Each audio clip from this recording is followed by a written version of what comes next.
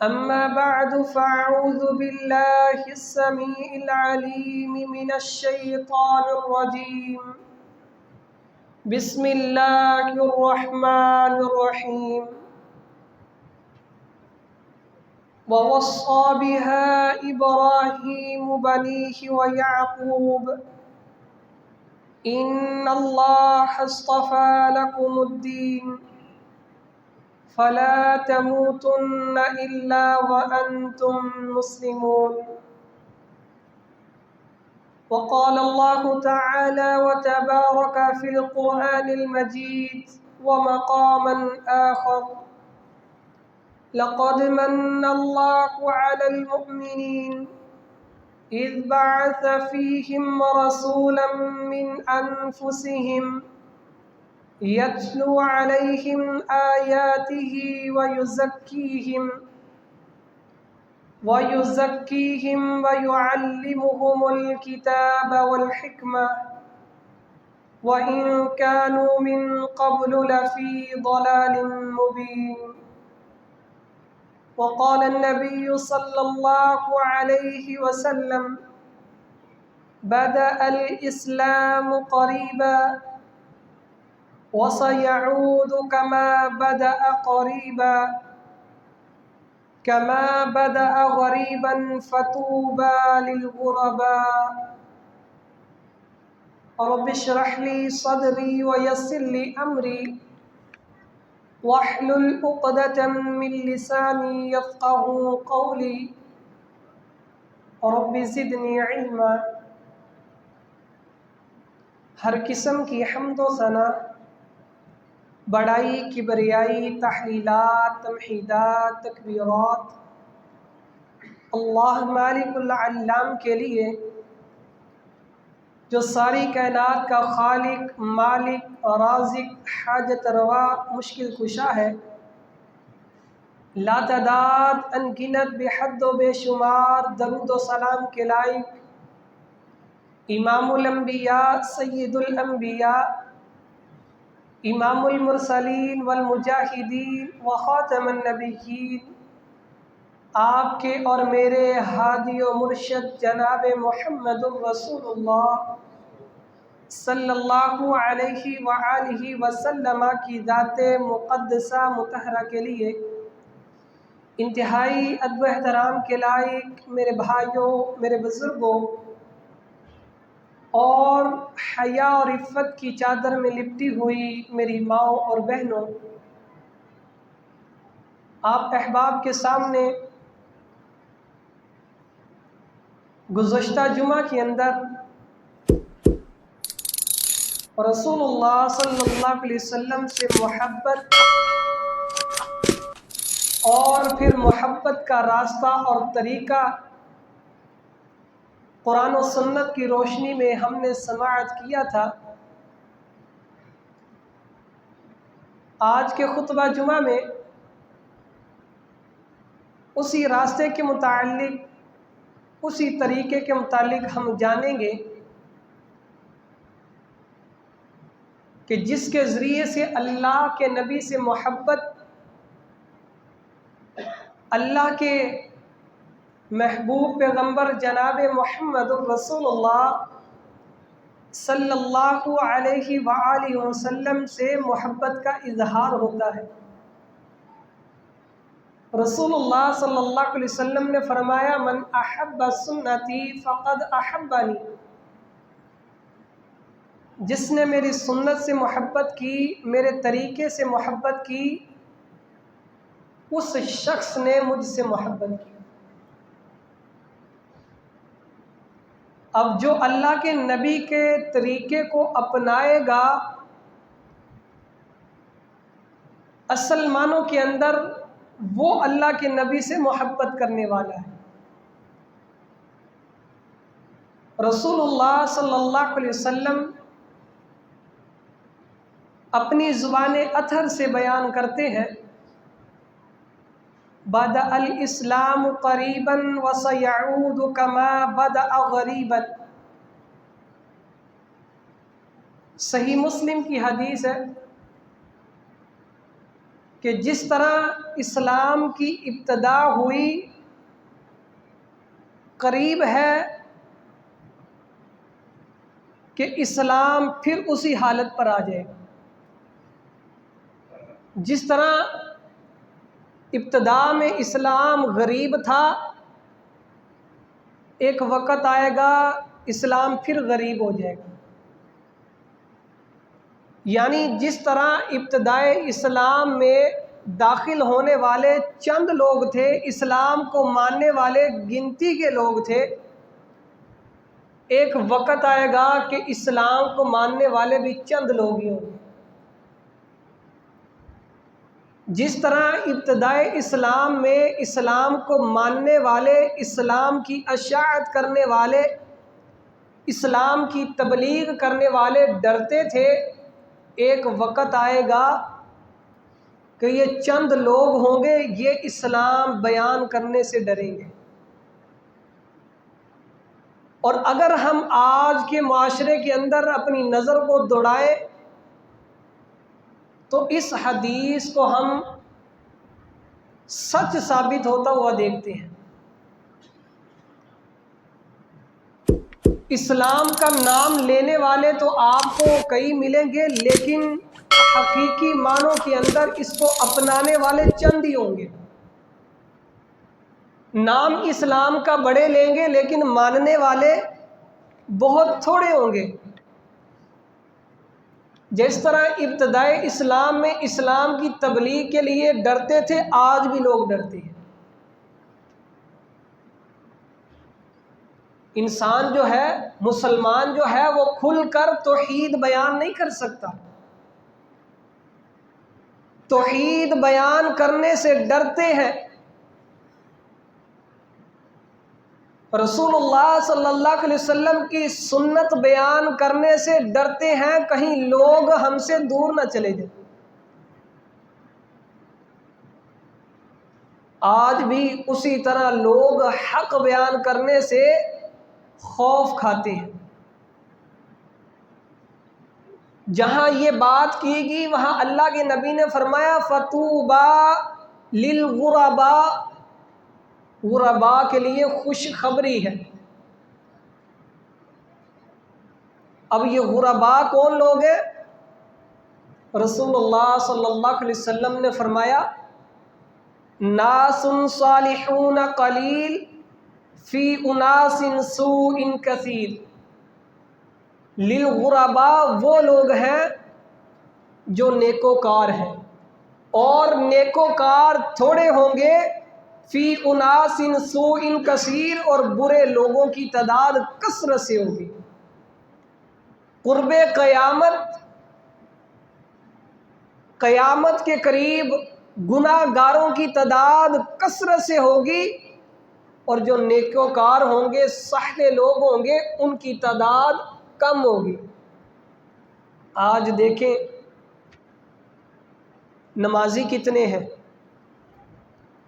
بھئی پورے کا پورا ہمارا ملک مسلمانوں کا ہے، پورا محلہ مسلمانوں کا ہے، پوری گلی مسلمانوں کی ہے، ہمارا پورا گھر مسلمان ہے، میں مسلمان ہوں، میری بیوی مسلمان ہے، میرے بچے مسلمان ہیں، میرا خاندان مسلمان ہے۔ ذرا نظر دوڑائیں ان میں سے نمازی کتنے ہیں؟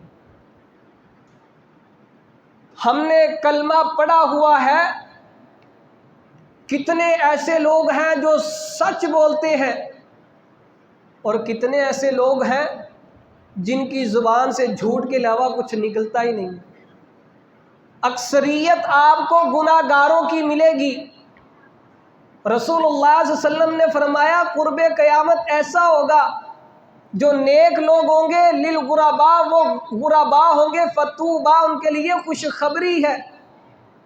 آج قرآن کا ذکر کرنے والے، اپنی زبان کو ذکر سے تر رکھنے والے چند ہوں گے، لیکن زبان سے غیبت کرنے والے، گالیاں دینے والے، برے الفاظ استعمال کرنے والے آپ کو کثرت سے نظر آئیں گے۔ اللہ کی توحید بیان کرنے والے اس پر جو ہے وہ ثابت قدم رہنے والے آپ کو چند نظر آئیں گے، اور شرک کی دلدل میں پھنسے ہوئے آپ کو زیادہ نظر آئیں گے۔ سنت پر عمل کرنے والے چند ہوں گے، اور بدعت اور خرافات کو اختیار کرنے والے آپ کو کثرت سے نظر آئیں گے، اور جو کثیر لوگ ہوں گے، برے لوگ ہوں گے، ان کے لیے عذاب ہے، وعید ہے۔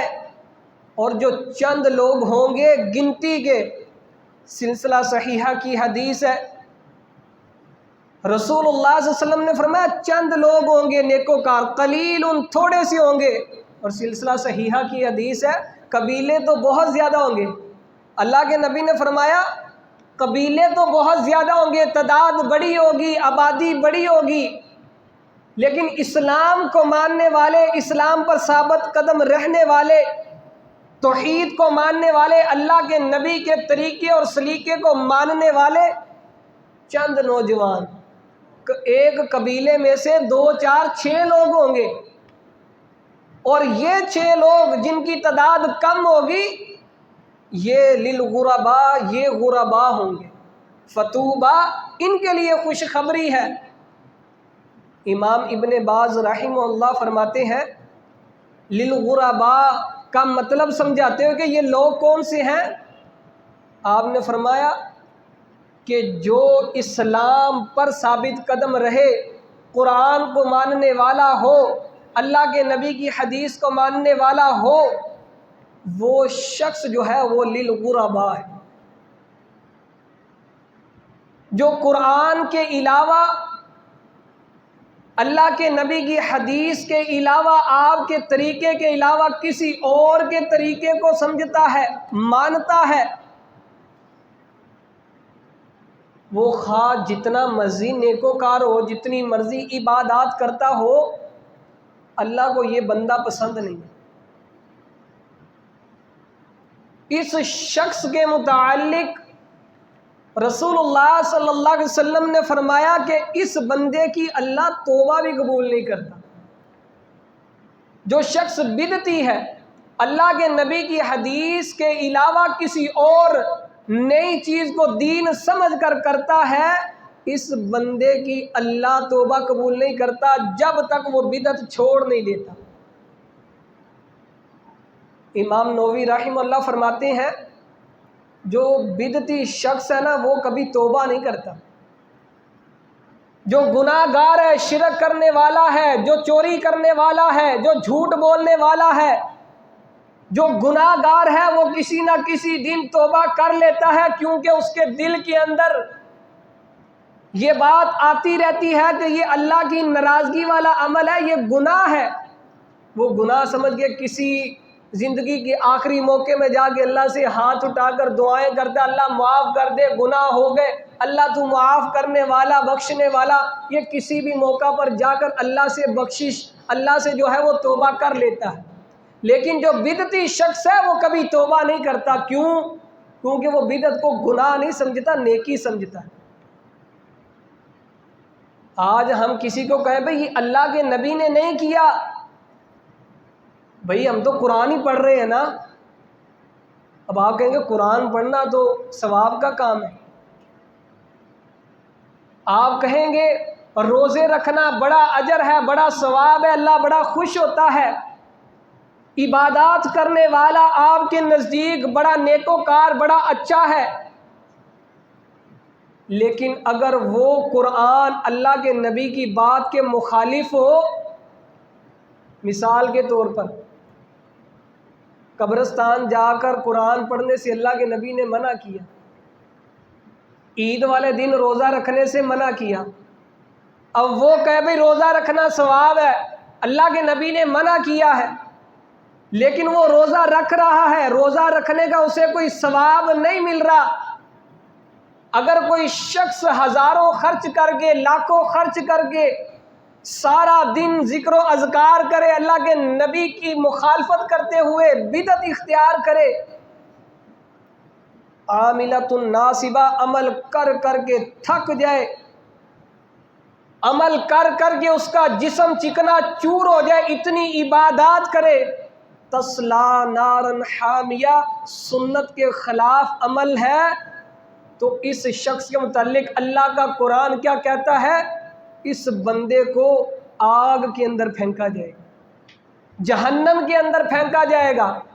اللہ کے نبی کے گھر کے اندر 3 صحابہ آئے، اللہ کے نبی سے ملنے کے لیے، ملاقات نہ ہوئی۔ امی عائشہ رضی اللہ عنہا پوچھتی ہیں کیا مسئلہ ہے، کوئی سوال پوچھنا ہے؟ صحابہ کرام رضی اللہ عنہم مجمعین ہیں، کہتے ہیں اللہ کے نبی باہر کیا کرتے ہیں، مسجد میں کیا کرتے ہیں، یہ تو ہمیں نظر آتا ہے، اللہ کے نبی رات کو گھر کے اندر کیا کرتے ہیں؟ کہا اللہ کے نبی تو رات کو اٹھ کر جو ہے وہ تہجد پڑھتے ہیں، بڑی لمبی لمبی قرات کرتے ہیں۔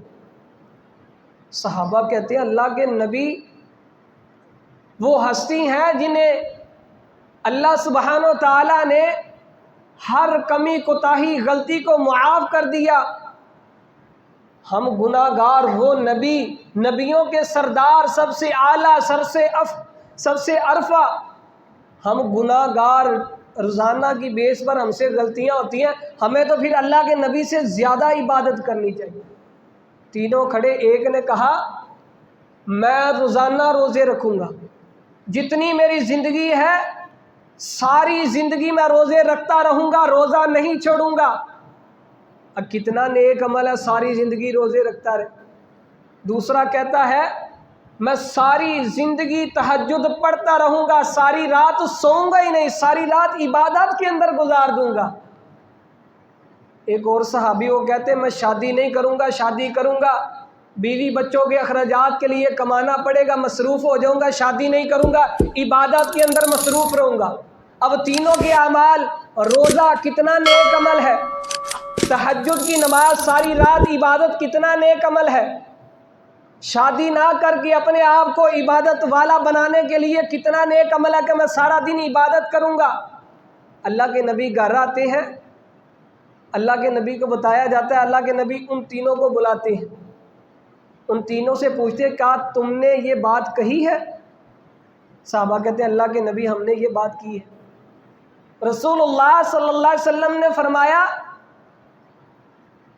میرے سے زیادہ تم عبادت نہیں کر سکتے، میں سب سے زیادہ اللہ کا خوف رکھنے والا، سب سے زیادہ تقوی اختیار کرنے والا، تم مجھ سے زیادہ تقوی اختیار نہیں کر سکتے۔ میں نبی ہوں، میں اللہ کا بندہ ہوں، میں اللہ کا خوف رکھنے والا ہوں، میں روزے رکھتا بھی ہوں چھوڑتا بھی ہوں، نفلی روزے رکھتا ہوں، پیر جمعرات کا روزہ رکھتا ہوں، باقی دن نہیں بھی رکھتا، میں نماز تہجد کی پڑھتا بھی ہوں اور سوتا بھی ہوں، اور میں نے شادیاں بھی کی ہوئی۔ اگر تمہارا عمل میرے طریقے کے مطابق نہیں ہے فہو رد، جتنا مرضی نیک عمل ہو اللہ کی بارگاہ میں وہ مقبول نہیں ہے، اللہ کو ایسا عمل پسند نہیں ہے۔ اللہ سبحانہ و تعالیٰ فرماتے ہیں یا ایھا الذین آمنوا، اے ایمان والو، اطیعوا اللہ و اطیعوا الرسول، اللہ اور اس کے رسول کی اطاعت کرو، لا تبطلوا اعمالکم، اپنے اعمال کو برباد نہ کرو، باطل نہ کرو۔ اگر اللہ کے نبی کے طریقے کے مطابق نہیں ہے، اللہ کے نبی کی اطاعت نہیں ہے، اللہ کے نبی کی اس عمل کے اندر پیروی نہیں ہے، اللہ کے نبی کی اس عمل پر مہر نہیں ہے، وہ عمل اللہ کی بارگاہ میں مقبول نہیں ہے، ایسے عمل کی اللہ کو ضرورت نہیں ہے۔ اگر ہم چاہتے ہیں کہ ہم کل اللہ کے نبی کے سامنے ایسے کھڑے ہوں کہ اللہ کے نبی ہماری سفارش کریں، جس شخص نے سنت کے بجائے بدعت کو اختیار کیا، رسول اللہ صلی اللہ علیہ وسلم نے فرمایا لیس منا، اس کا ہمارے ساتھ کوئی تعلق نہیں۔ یہ کوئی چھوٹی بات نہیں ہے، ہم کہتے ہیں بھائی کوئی بات نہیں، یہ نیکی والا کام ہے، اس کے اندر کون سا گناہ ہے۔ میرے بھائیوں، ہمیں سب سے پہلے یہ چیز دیکھنی چاہیے، یہ عمل اللہ کے نبی نے کیا ہے، اللہ نے قرآن کے اندر بتایا ہے، نبی کریم صلی اللہ علیہ وسلم کی زبان مبارک سے یہ جاری کیا ہے، اللہ کے نبی نے یا صحابہ نے یہ کام کیا ہے؟ اگر کیا ہے تو پھر اس عمل پر اجر ہے۔ اگر انسان اللہ کے نبی کے طریقے کو چھوڑ دیتا ہے، گمراہی بدعات کو اختیار کر لیتا ہے، رسول اللہ صلی اللہ علیہ وسلم نے فرمایا، صحابی رسول جابر رضی اللہ عنہ بیان کرتے ہیں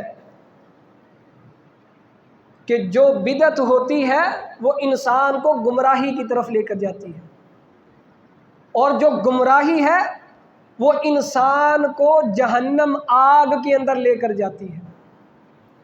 آج مجھے اور آپ کو فکر کرنی چاہیے، یہ نہ ہو کل قیامت کا دن ہو اور ہمارے سارے اعمال جو ہیں وہ ضائع ہو جائیں۔ آج مجھے اور آپ کو فکر کرنی چاہیے، جو حدیث آپ کے سامنے میں نے پڑھی ہے کہ یہ دین اسلام دوبارہ اسی حالت میں لوٹ جائے گا جس طرح شروع ہوا تھا۔ فطوبیٰ للغرباء، غرباء کے لیے بشارت ہے۔ سفیان ثوری رحمہ اللہ بہت بڑے امام ہیں، وہ کہتے ہیں کہ للغرباء اس سے مراد سنت پر کار بند ہونا ہے۔ جو شخص اللہ کے نبی کے طریقے اور سلیقے پر کار بند ہوتا ہے وہ شخص للغرباء ہے، اس شخص کے لیے خوشخبری ہے۔ اور اگر ہم سنت پر عمل کرتے ہیں، اللہ کے نبی کے طریقے کو اپناتے ہیں، رسول اللہ صلی اللہ علیہ وسلم نے فرمایا لا تزال طائفة من امتی ظاہرین علی الحق لا یضرهم من خالفهم، کہ ایک وقت آئے گا وہ حق پر ہوں گے، سنت پر ہوں گے، قرآن پر ہوں گے، لیکن ہوں گے تھوڑے لوگ، ان کو تکلیف پہنچانے کے لیے جتنے مرضی جمع ہو جائیں لیکن ان کو تکلیف نہیں پہنچا سکیں، نقصان نہیں پہنچا سکیں گے اگر ہم سنت پر کاربند رہتے ہیں۔ آج ہمارے نوجوانوں کو پتہ نہیں کیا ہو گیا، اگر کسی سے پوچھا جائے کہ دنیا کے اندر اللہ تعالیٰ نے سب سے خوبصورت کس کو بنایا ہے، سب سے خوبصورت چہرہ کس کا تھا، فوراً کہے گا اللہ کے محبوب پیغمبر کا، محمد الرسول اللہ صلی اللہ علیہ وسلم کا۔ تو کہتے ہیں، ہم کہیں بھئی آپ پھر ان جیسا چہرہ بنا لو، داڑھی رکھ لو۔ بھئی داڑھی ہمارے چہرے پر پھبتی نہیں ہے، خوبصورت نہیں لگتی۔ پوچھا جائے خوبصورت چہرہ کس کا تھا، آمینہ کے لال کا تھا۔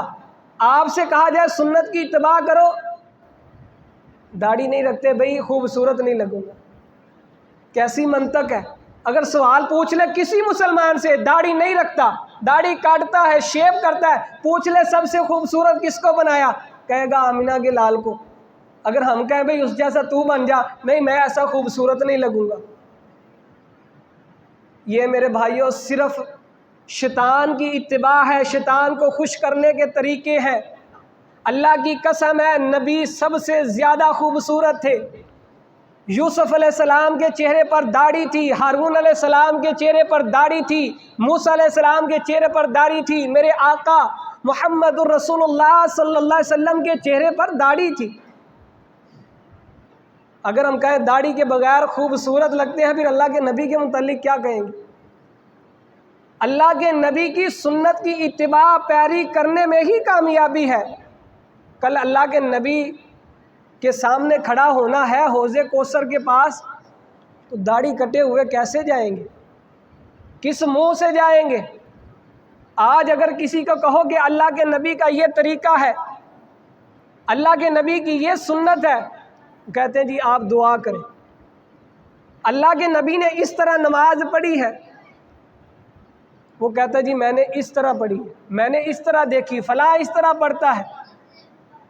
حدیث کو پڑھنے کے باوجود جو ہے وہ عمل کرنے کے لیے انسان ڈرتا ہے، کراہت محسوس کرتا ہے۔ یہ کیسی اللہ کے نبی سے محبت ہے؟ پتہ بھی ہے یہ اللہ کے نبی کی سنت ہے۔ اللہ کے نبی جو ہے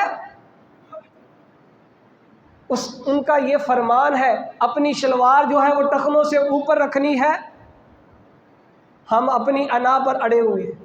اللہ کے نبی نے کہا یہ تکبر کی علامت ہے۔ مسجد میں آئے نماز پڑھنے کے لیے، ہم نے شلوار اوپر کر لی، جیسے مسجد سے باہر گئے پھر شلوار نیچے۔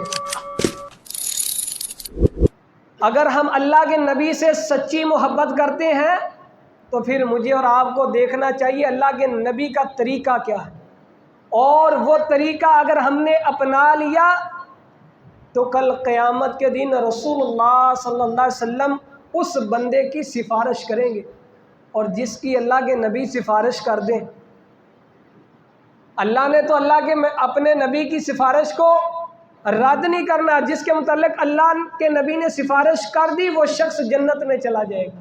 اللہ تعالیٰ سے دعا ہے اللہ ہم سب کو اس کا حقدار بنائے، اللہ ہم سب کو بدعات خرافات سے محفوظ فرما کر سنت کی پیروی کرنے والا بنائے۔ وآخر دعوانا الحمدللہ۔